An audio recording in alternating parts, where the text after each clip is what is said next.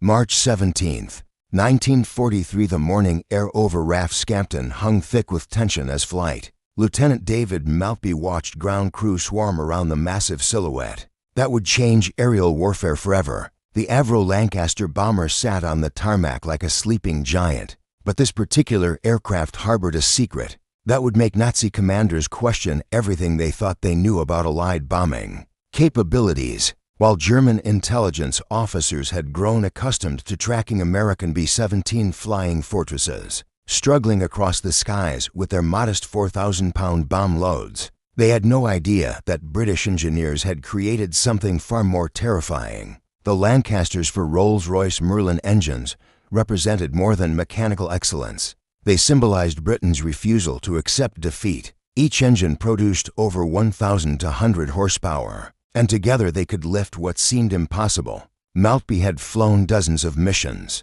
but standing before this particular aircraft sent a different kind of electricity through his veins. The intelligence briefing from the previous evening still echoed in his mind. This bomber could carry 22,000 pounds of destruction, more than 5 times what the vaunted American B-17s could manage. According to documentation from the RAF Museum archives, the Lancaster's development stemmed from the failures of its predecessor, the Avro Manchester. Roy Chadwick, the chief designer at Avro, had taken the Manchester's flawed twin-engine design and transformed it into something legendary. By adding to more engines and extending the wingspan, the result was an aircraft that could fly farther, higher, and carry exponentially more ordnance than anything else in the sky. German Luftwaffe pilots had developed tactics specifically designed to counter British bombers, but those tactics were based on assumptions that were about to be shattered. Oberleutnant Klaus Weber sat in his Messerschmitt Bf 109 at an airfield near Hamburg,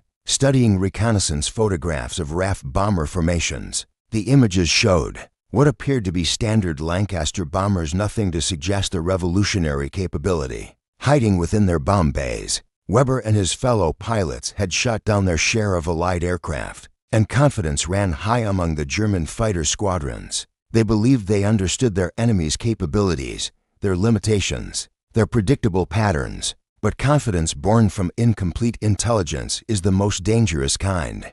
The Lancaster's unique bomb bay design allowed it to carry payloads that defied conventional thinking. Unlike American bombers that distributed smaller bombs across multiple racks, the Lancaster featured an unobstructed bomb bay 21 feet long. This design meant it could accommodate the massive blockbuster bombs that would reduce entire city blocks to rubble, or specialized weapons like the soon-to-be famous bouncing bombs used in the Dam's raid. Squadron leader John Nettleton had survived the devastating Augsburg raid the previous year, and he understood better than most what the Lancaster represented. He had watched B-17s struggle to deliver meaningful damage while losing aircraft at horrific rates. The Americans fought with courage, but their bombers simply couldn't carry enough destructive power to justify the casualties.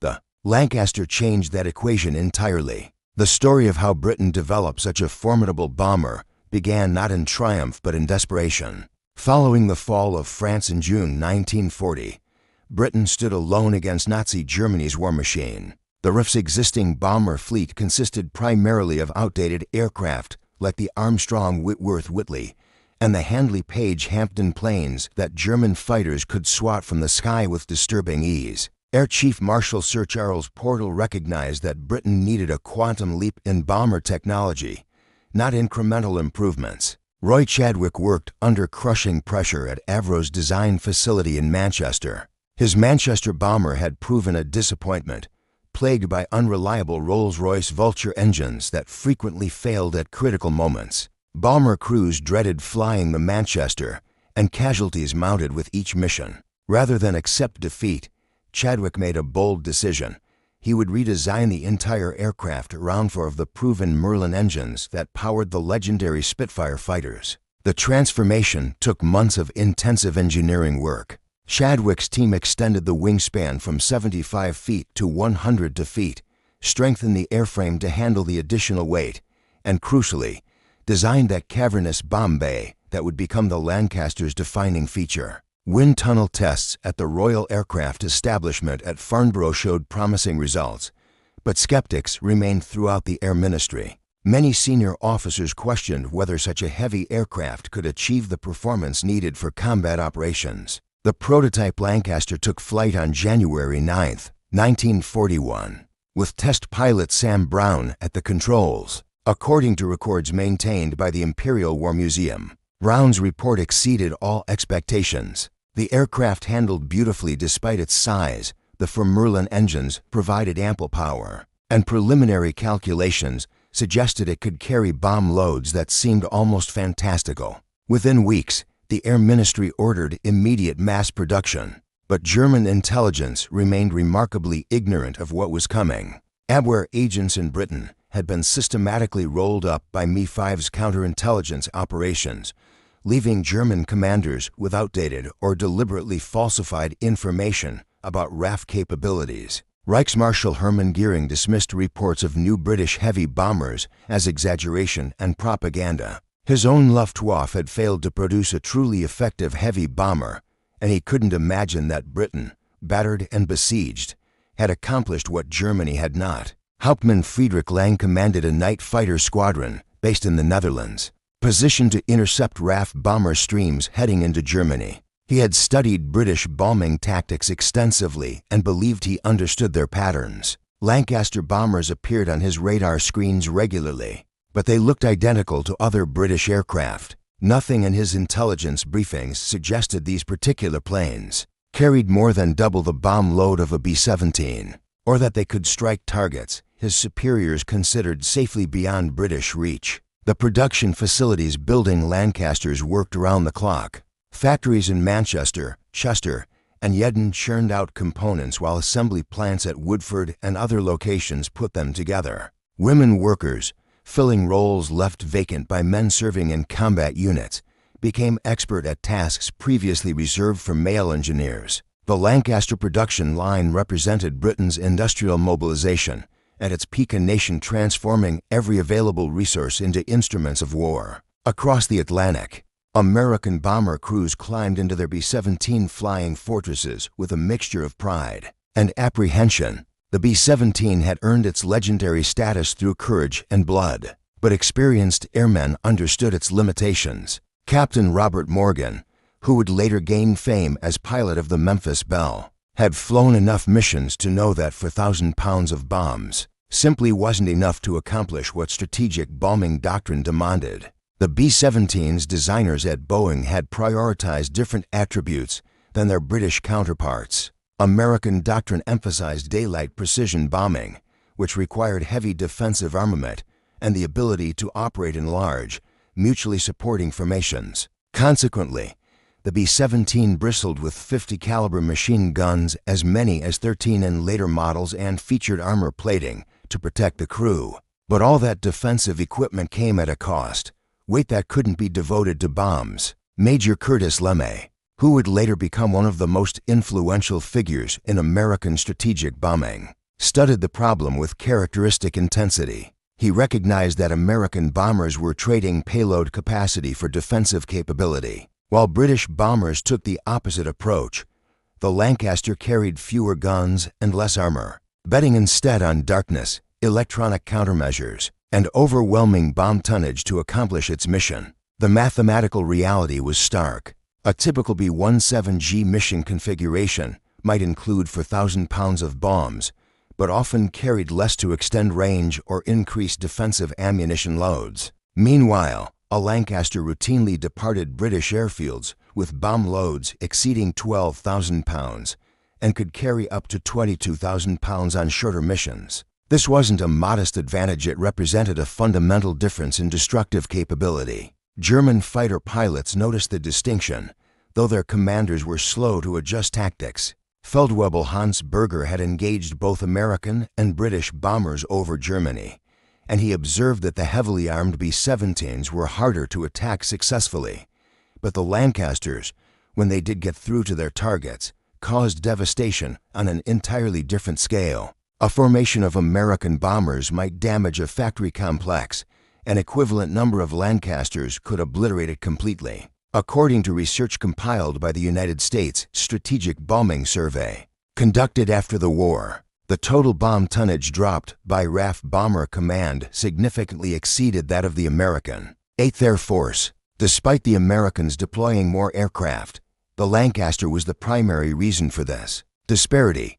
British bombers could make fewer sorties, but deliver substantially more ordnance per mission. Wing Commander Guy Gibson, who would lead the famous Dam Busters raid, appreciated what his Lancaster crews could accomplish. He had watched RAF bombers struggle in the early war years, dropping inadequate bomb loads from vulnerable aircraft. The Lancaster changed everything. Gibson could take a squadron of these bombers deep into Germany and deliver destructive power that would have required an entire bomber group of older aircraft that probably wouldn't have survived the journey. The Americans eventually recognized the Lancaster's superiority in payload capacity and developed their own heavy bomber response, the B-29 Superfortress. But that aircraft wouldn't enter service until 1944, years after the Lancaster had already been devastating German industrial centers. The first indication that German intelligence had catastrophically underestimated British bomber capabilities came on the night of March 5, 1943, during a raid on Essen. Oberstleutnant Victor von Lossberg commanded the Air Raid Warning Center responsible for the Ruhr industrial region, and the reports flooding his operations room that night defied everything he thought he knew about British bombing capacity. Damage assessment teams reported entire city blocks reduced to rubble by individual bomb impact craters 40 feet deep and 100 feet across. The explosive force suggested bombs weighing 8,000 pounds or more, what the British called blockbusters. Von Lossberg's intelligence files indicated that British bombers could carry perhaps one such weapon along with smaller bombs, but the pattern of destruction suggested multiple aircraft were carrying these massive weapons as their primary payload. Lieutenant Werner Hoffmann flew his Messerschmitt Bf-110 night fighter into the bomber stream that evening, guided by ground-controlled intercept radar. He managed to close with a Lancaster and opened fire, observing his cannon strikes hitting the bomber's fuselage. The Lancaster absorbed the punishment that should have torn it apart, and Hoffmann watched in disbelief as the British bomber continued flying, maintained formation, and eventually dropped its payload before escaping into the darkness. He reported to debriefing officers that these bombers seemed far more robust than previous British aircraft he had engaged. The reality was that German intelligence had fundamentally misunderstood the Lancaster's design philosophy. While American B-17s distributed their structural strength to protect against defensive fire, the Lancaster concentrated its engineering on carrying capacity and the ability to survive battle damage through redundant systems and robust construction. The result was an aircraft that could absorb tremendous punishment, carry enormous bomb loads, and still return home. Reichsmarschall Göring received the damage reports from Essen with mounting fury. He had assured Adolf Hitler that British bombing represented a nuisance rather than a strategic threat, that German fighters and anti-aircraft defenses could contain the RAF's bomber offensive. Now his own intelligence officers were presenting evidence that British bombers could deliver nearly 6 times the bomb tonnage per aircraft that German estimates had predicted. On March 24, 1943, German intelligence distributed a revised assessment of British bomber capabilities. The document, preserved in captured Luftwaffe archives, dramatically upgraded estimates of Lancaster payload capacity and acknowledged that previous intelligence had been fundamentally flawed, but the assessment still underestimated what the Lancaster could accomplish. Nazi analysts refused to believe British bombers could carry the full 22,000 pounds. That represented the Lancaster's maximum capacity. General Major Joseph Schmid, Chief of Luftwaffe Intelligence, presented the revised estimates to Göring and other senior commanders at a conference in Berlin. The atmosphere in the room grew tense as Schmid outlined the implications. Germany's industrial centers were far more vulnerable than previously believed, and current defensive measures were inadequate to counter the threat. Göring exploded in rage, accusing Schmid of defeatism and exaggeration. He insisted that British claims about their bombers' capacity were propaganda, designed to undermine German morale. But the evidence continued mounting. Duisburg, Cologne, Hamburg, each city subjected to RAF bombing raids, reported destruction inconsistent with previous assumptions about British capabilities. Factory managers and civil defense officials sent urgent reports to Berlin describing devastation that could only have resulted from far heavier bomb loads than German intelligence had predicted. Squadron leader Leonard Cheshire had earned a reputation as one of Bomber Command's most skilled and daring pilots, and he understood the Lancaster's capabilities better than almost anyone. On the night of April 10, 1943, he prepared to lead a mission that would demonstrate exactly what these bombers could accomplish when loaded to their absolute maximum capacity. The target was Frankfurt, a major rail hub and industrial center deep in German territory. The distance meant bombers would need substantial fuel reserves, which normally would limit bomb loads. But Bomber Command's planners had calculated that Lancasters could carry 18,000 pounds of ordnance and still make the round trip more than 4 times what a B-17 could deliver to the same target. Ground crews at RAF Woodhall Spa worked through the afternoon loading the massive bombs into the Lancaster bomb bays. The cookies for 1,000-pound high-capacity bombs went in first, secured by heavy chains and winches. These cylindrical bombs were designed not for penetration, but for maximum blast effect, capable of flattening buildings across a wide radius. Additional 1,000-pound bombs filled the remaining space, along with incendiary clusters designed to start fires in the rubble created by the high explosives. Flight Sergeant Jack West, a veteran bomb aimer, watched the loading process with professional appreciation. He had flown missions in Wellington bombers earlier in the war, carrying perhaps 3,000 pounds of bombs with barely enough fuel to reach targets in the Ruhr Valley. Now he would fly over Frankfurt, a target previously beyond effective range, and drop enough explosives to devastate an area the size of several city blocks. The transformation in British bombing capability within just 2 years seemed almost miraculous. According to documentation from the Bomber Command archives, the Frankfurt raid involved 191 aircraft, predominantly Lancasters, carrying a total of over 900 tons of bombs. The concentration of destructive power far exceeded anything the Luftwaffe had dropped on British cities during the Blitz, and it represented a calculated message. To German commanders, Britain could now strike anywhere in the Reich with overwhelming force. Schnoffer fired again, expending most of his ammunition, and this time saw pieces of the Lancaster's fuselage breaking away. The bomber began losing altitude, and he radioed his ground controllers to report a confirmed kill. But the Lancaster didn't crash its pilot. Flying Officer Thomas Murphy managed to maintain control with 2 engines damaged and substantial structural damage. Murphy jettisoned the bomb load to reduce weight, nursing his crippled aircraft toward home. Against all probability, he made it back across the North Sea and crash-landed at an emergency airfield on the English coast. The Frankfurt raid demonstrated not just the Lancaster's impressive payload capacity, but also its remarkable ability to survive battle damage. German night fighters shot down 10 bombers that night, but over 180 aircraft successfully dropped their bombs on target and returned home a loss rate of just 5%, far lower than early war bombing raids had suffered.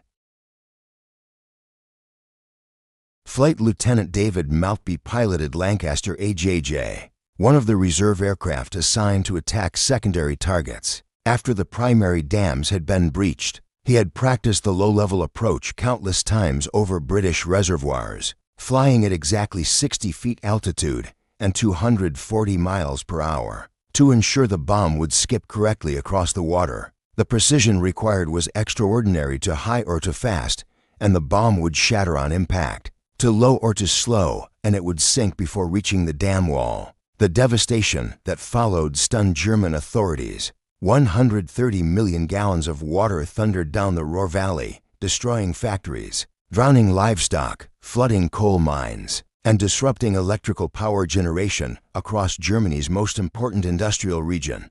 The Eder Dam breach, achieved later that same night, released another 60 million gallons. The economic damage exceeded that of dozens of CONVENTIONAL bombing raids. General Feldmarschall Albert Kesselring, commanding German forces in the West, received the damage reports with growing disbelief. How had British bombers delivered weapons capable of breaching dams, that German engineers had designed to be virtually indestructible. The bouncing bomb concept seemed almost fantastical, yet the evidence was undeniable. The dams had been destroyed, and only the Lancaster bomber possessed the capacity to carry and deliver such specialized weapons. The psychological impact matched the physical destruction. Nazi propaganda had assured the German public that the Reich's defenses were impregnable, that British bombing represented a minor irritant rather than an existential threat. Now two of Germany's most important dams lay breached, and questions about what else British bombers might accomplish began circulating through both military and civilian populations. The myth of German invulnerability had been shattered as thoroughly as the concrete dam walls. The Lancaster's dominance and payload capacity continued evolving as the war progressed. By late 1943, modified Lancaster bombers carried the 12,000-pound Tallboy deep penetration bomb, designed to destroy hardened targets like submarine pens, railway tunnels, and underground factories. Then came the 22,000-pound Grand Slam, the largest conventional bomb used during the war, weighing more than 5 B-17 bombers could collectively carry. Squadron leader James Bazin piloted one of the specially modified Lancaster B Mark I specials. Capable of carrying the Grand Slam, these aircraft had their bomb bay doors removed, parts of the fuselage strengthened, and some defensive armament eliminated to save weight. Even with these modifications, carrying the massive bomb pushed the Lancaster to its absolute limits, requiring longer takeoff runs and careful attention to engine temperatures throughout the mission. The first Grand Slam mission on March 14, 1945, targeted the Bielefeld Railway Viaduct, a critical transportation link that conventional bombing had failed to destroy. Bazin approached the target at 18,000 feet, considerably higher than typical Lancaster bombing altitude, to give the massive bomb sufficient time to reach supersonic velocity and maximize its penetration capability. The bomb aimer, Pilot Officer Colin Cole, waited for the precise moment when wind conditions, aircraft speed, and target alignment converged perfectly. The Grand Slam plunged toward Earth, accelerating beyond the speed of sound and creating a supersonic shock wave that rattled windows miles away. It struck beside the viaduct and penetrated deep into the earth before detonating, creating an earthquake effect that collapsed a 100-foot section of the structure. German railway engineers examined the damage and declared the viaduct beyond repair. A single Lancaster bomber armed with one bomb had accomplished what entire squadrons with conventional weapons could not. General Oberst Alfred Jodl, Chief of Operations Staff of the German Armed Forces High Command, reviewed intelligence reports about these super-heavy bombs with resignation bordering on despair. Germany had long since lost air superiority, and now British bombers could deliver individual weapons more powerful than entire bomb loads. From earlier in the war, the strategic bombing campaign had evolved into something far beyond what German planners had anticipated when they started the war. By contrast, American bomber development had taken a different path. The B-29 Superfortress, which entered service in 1944, could carry 20,000 pounds of bombs comparable to the Lancaster's maximum capacity. But B-29s operated primarily in the Pacific theater against Japan, while Lancasters continued dominating the strategic bombing campaign over Europe. The B-17, despite its iconic status, remained limited to roughly 4,000 pounds of ordnance throughout its service life. Wing Commander Leonard Cheshire, by now one of Bomber Command's most decorated pilots, reflected on how dramatically bombing capability had evolved. In 1940, British bombers struggled to deliver a few tons of bombs to targets in occupied France. By 1945, a single Lancaster could carry as much explosive power as an entire squadron had carried 5 years earlier, and deliver it with unprecedented accuracy using advanced targeting techniques like Cheshire's own low-level target marking methods. The Lancaster's production numbers reflected its importance to the British war effort. Between 1941 and 1946, over 7,300 Lancasters rolled off production lines, more than any other British heavy bomber and comparable to total B-17 production, despite Britain's smaller industrial base. The final irony of the Lancaster bomber story crystallized in the spring of 1945.